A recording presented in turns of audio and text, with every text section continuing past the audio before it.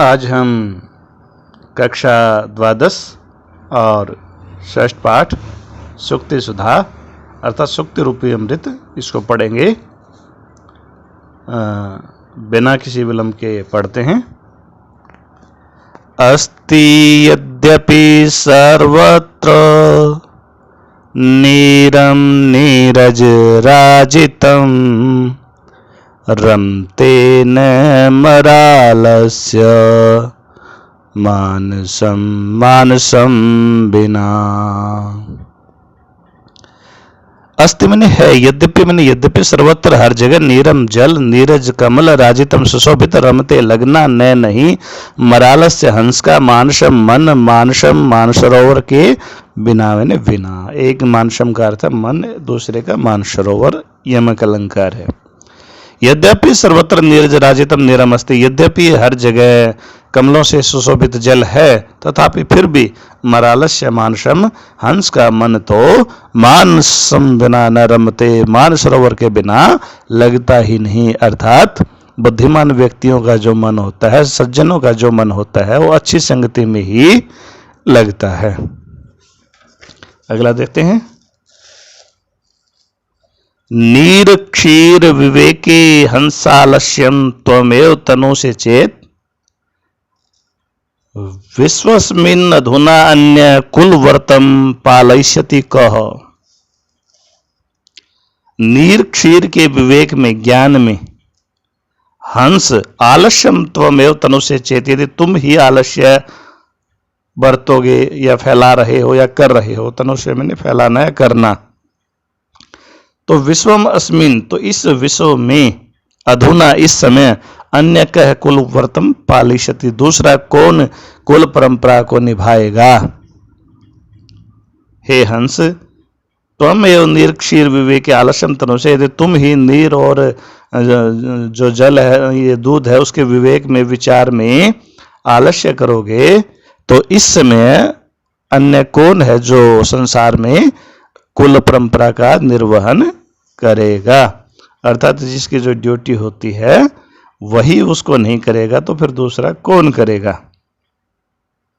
यदि न्यायकर्ता ही न्याय करने में विलंब करेगा तो संसार में न्याय कैसे मिलेगा, ये भाव है।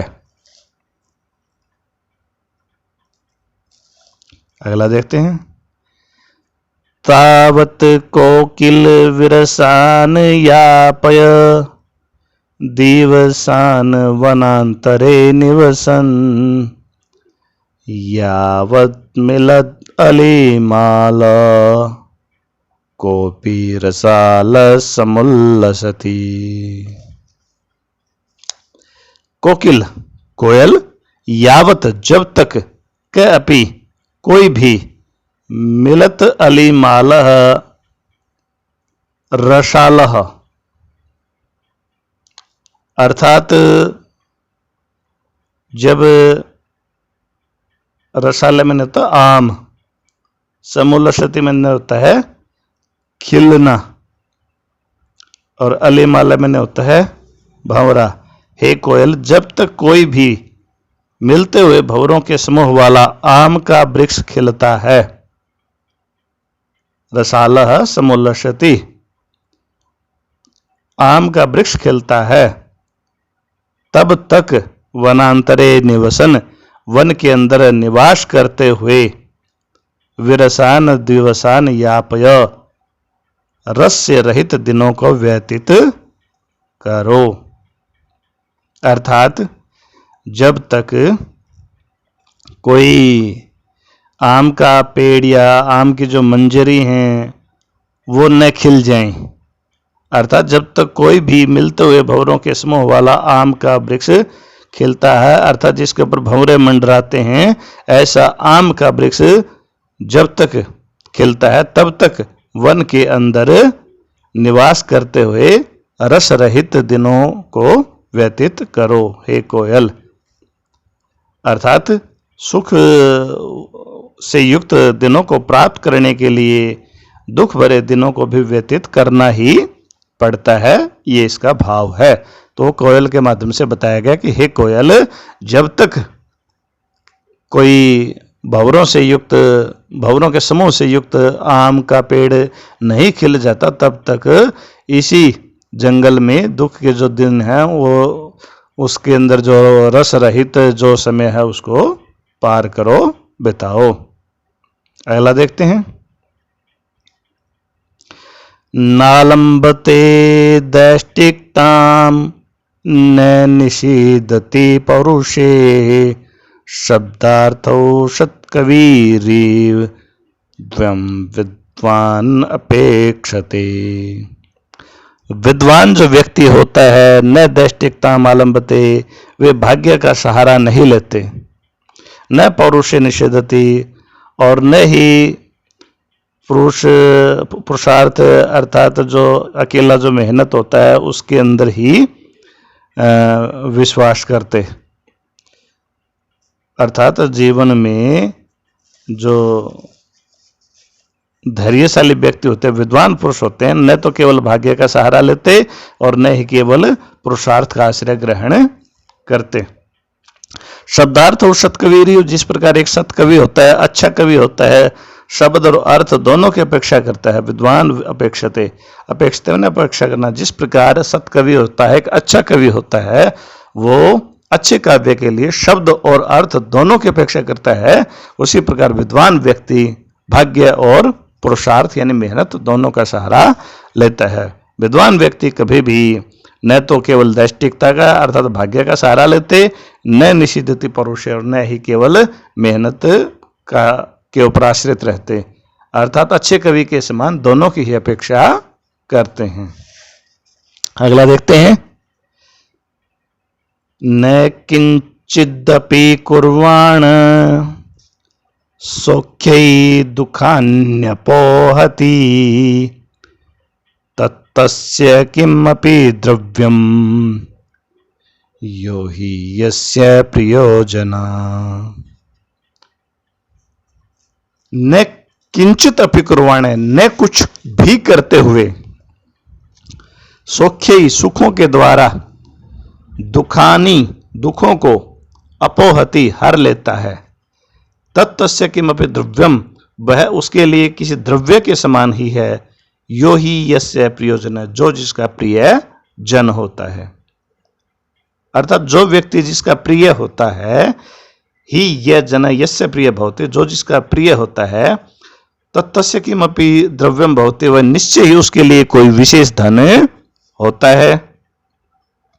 से किंचित अपि न कुर्वाण, वह कुछ भी न करते हुए, सौख्य दुखानी अपोहति, अपनी उपस्थिति रूपी सुखों से प्रिय व्यक्ति के दुखों को दूर करता है। अर्थात व्यक्ति जिसको अत्यधिक प्रिय लगता है, जो व्यक्ति जिसको अत्यधिक प्यारा लगता है, वह उसके लिए एक विशिष्ट संपत्ति के समान होता है।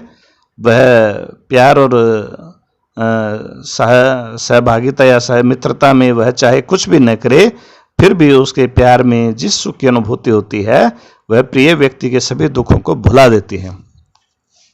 अगला देखते हैं। सहसा विदतीत न क्रिया अविवेक परमापदाम पदम वृणीते ही विमृश्य कारिणम गुणलुब्धाशमेव संपदा। सहसाम क्रियाम न विदतीत, सहसा क्रियाम न विदतीत, अचानक कोई भी कार्य नहीं करना चाहिए, अर्थात बिना सोचे समझे कोई भी कार्य नहीं करना चाहिए। ही अविवेक परम आपदाम पदम, क्योंकि बिना सोचे समझे किया हुआ कार्य बड़ी विपत्तियों का कारण होता है। विमृश्य कारिणम गुणलुब्धा, और जो सोच विचार कर काम करने वाला होता है उसके गुणों के ऊपर आकृष्ट होकर, लुब्ध होकर, संपदा संपत्तियां स्वयमेव तस्य वृणीते है, स्वयं ही उसका वर्ण कर लेते हैं, स्वयं ही उसके पास आ जाते हैं। अर्थात बिना सोचे समझे कार्य नहीं करना चाहिए, क्योंकि बिना सोचे समझे किया गया कार्य बहुत बड़ी विपत्तियों का कारण बन जाता है। सोच विचार कर कार्य करने वालों के गुणों से आकृष्ट होकर संपत्ति अपने आप ही उनको वर्ण कर लेती हैं या उनके पास आ जाती हैं। अगला देखते हैं। स्वायत्तम एकांतम गुणम विधात्रा विनिर्मितम छादनमज्ञतायाः विशिष्ट सर्वविद्याम समाजे विभूषणम मौनम अपंडितानां। विधात्रा विधाता ने विशेषतः विशेषकर सर्वविदाम समाजे अर्थात ज्ञानियों के समाज में, समझदार जो व्यक्ति होते हैं उनके समाज में, अपंडिता नाम मूर्खों की अज्ञताया अज्ञानता को छादनम उनका आवरण या ढक्कन स्वायत्तम अपने ही अधीन एकांत गुणम एकमात्र गुण मौनम मौन अर्थात चुप रहना विभूषणम विनिर्मितम आभूषण के समान निर्मित किया है। विधाता ने विशेषकर विद्वानों के समाज में मूर्खों की अज्ञानता को ढकने के लिए या उसका ढकना या आवरण अपने ही अधीन एकमात्र गुण जो मौन है, मौन रूपी जो आभूषण, उसका भी निर्माण किया है। अर्थात विद्वानों की सभा में यदि हम कुछ अज्ञानी हैं या कुछ नहीं जानते हैं तो हमारे अंदर भगवान ने गुण दिया है चुप रहना, तो हम चुप रह जाएंगे तो हमारी पोल पट्टी नहीं खुलेगी। ये आभूषण भगवान ने, विधाता ने अज्ञानियों के लिए बनाया है, विशेषकर विद्वानों की समाज में या सभा में जब वो बैठे हों। अगला देखते हैं। विपदि धैर्यं ताभ्युदये क्षमा सदसि वाक्पटुता युद्धि विक्रमः यशसि चाभिरुचिर्व्यसनम् श्रुतौ प्रकृति सिद्धम इदम ही महात्मानां। विपदि धैर्यम, विपत्ति में धैर्य, अथ अभुद्ये क्षमा, और समृद्धि में, उन्नति में सहनशीलता या क्षमा, वाक्पटुता और वाणी की चतुराई, सदसी सभा में, युद्धि विक्रम और युद्ध में पराक्रम, यशसी अभिरुचि और यश में रुचि,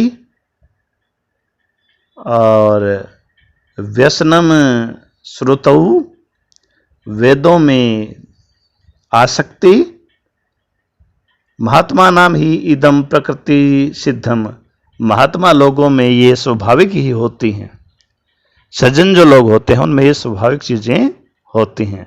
विपदा में, विपत्ति में धैर्य और अभुद्य अर्थात उन्नति में क्षमा, सदसी वाक्पटुता, सभा में वाणों की चतुराई, युद्ध में पराक्रम, यश में अभिरुचि और वेदों में आसक्ति, महात्माओं में ये सब कुछ प्रकृति सिद्ध ही होता है। पापात् निवार्यति योज्यते हिताय गुह्यम निगुहति गुणान् प्रकटीकरोति आपद्गतं च न जहाति ददाति काले सन्मित्र लक्षणम इदम प्रवदन्ति संतः। पापात् निवार्यति, जो अच्छे मित्र होते हैं वो पापों से हमें रोकते हैं। हिताय योज्यते, और हित क्रम में लगाते हैं। गुह्यम निगुह्यति, गोपनीय बातों को छुपाते हैं या छुपाता है। गुणान प्रकटीकरोति, गुणों को प्रकट करता है। आपतगतम न जहाति, और विपत्ति में साथ नहीं छोड़ता। काले ददाति, समय पर देता भी है, धनादि से सहायता भी करता है।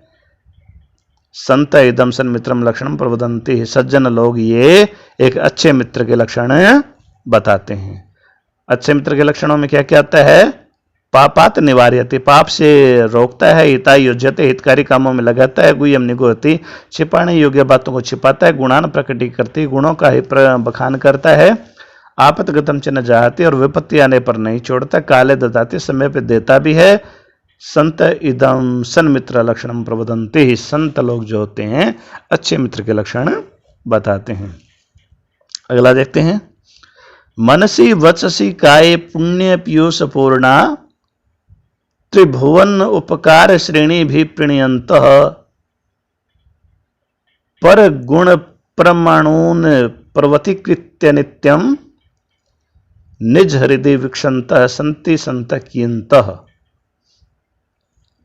अर्थात मनसी, मन, वचसी वाणी, काय और शरीर में, पुण्य पीयूष पूर्ण, पुण्य रूपी अमृत से भरे हुए या परिपूर्ण, उपकार श्रेणी भी, परोपकार की श्रेणी से, त्रिभुवनम प्रणयंत, तीनों लोकों को खुश करते हुए, नित्यम हमेशा ही, पर गुणम परम अणुन प्रवतीकृत्य, दूसरों के छोटे छोटे गुणों को पर्वत के समान बड़ा बनाकर, निज हृदय विकसंत, अपने हृदय में खिलाते हुए, विकसित करते हुए, कि अंत संति संत संति, कितने सज्जन हैं। अर्थात इस प्रकार के व्यक्ति संसार में कितने हैं, बहुत कम हैं। अर्थात दूसरों की बड़ाई करने वाले व्यक्ति बहुत कम हैं। फिर से देखिएगा, मनसी वत्सी काय, मन वाणी तथा शरीर में, पुण्य पीयूष पूर्णा, पुण्य रूपी अमृत से परिपूर्ण, उपकार श्रेणी भी, परोपकार की श्रेणियों से, असमों से, त्रिभुवनम प्रणयंत, तीनों लोकों को खुश करते हुए,